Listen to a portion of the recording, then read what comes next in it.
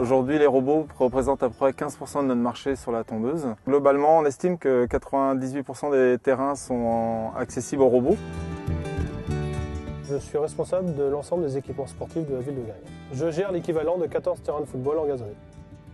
Jusqu'à l'année dernière, l'entretien de ces terrains de foot était des entretiens classiques, à savoir tondeuse hélicoïdale, puisqu'on est quand même sur un club de Ligue 1, et tracteur tondeuse classique. On a cherché une alternative à la tonte depuis qu'on a été confronté à de sérieux problèmes d'entretien hivernaux, et notamment sur le terrain d'honneur ici, où on avait des soucis à passer notre tondeuse lorsque le terrain était trop humide, ce qui avait tendance à abîmer le terrain même en tondant. Et donc on a cherché à le tondre sans mettre de poids sur le terrain, et l'idée des robots a émergé. Les robots sont installés sur le terrain d'honneur depuis 3 mois. Et on constate déjà un sérieux résultat quant à l'absence de poids porté sur l'aire de jeu. On a beaucoup moins de marquage au sol, beaucoup moins de compactage. Donc l'avantage des robots sur le terrain, c'est qu'il n'y a aucune installation à prévoir. La société est venue avec la borne et l'appareil. On les a posés, on les a branchés et voilà, et ça suffit.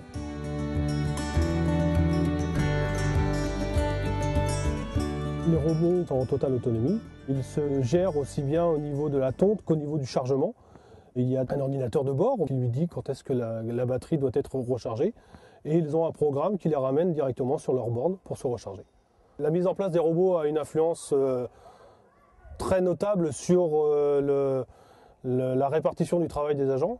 C'est-à-dire qu'on passe beaucoup moins de temps sur les engins et on passe plus de temps sur le terrain lui-même, pour faire du travail beaucoup plus minutieux, du type déflashage ou remise en place des mottes après les matchs notamment, et le ressemis, qui prend lui aussi plus de temps.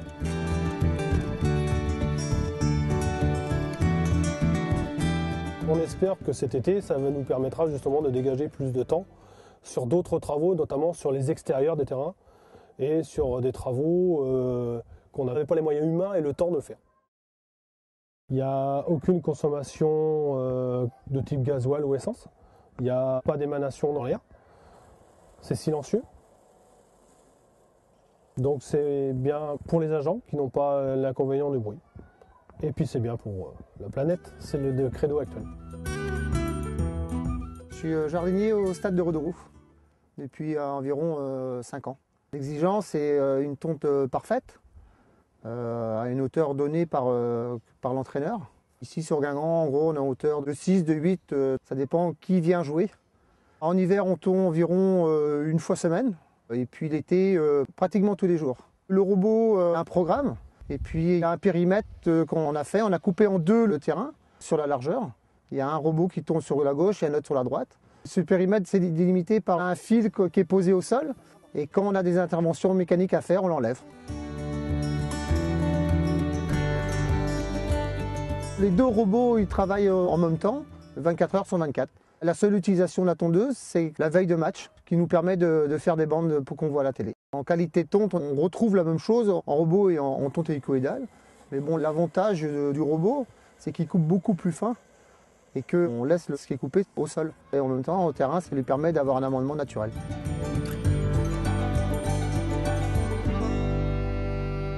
Le robot tombe par tous les temps. On fait un entretien une fois par semaine. Les lames, on les change. C'est des petites lames de cutter qui sont tenues sur une coupole avec une seule vis. Et en 1 minute, on a changé les 5. Un coup de soufflette dessus et puis c'est nickel, c'est parti. C'est un gain de temps aussi.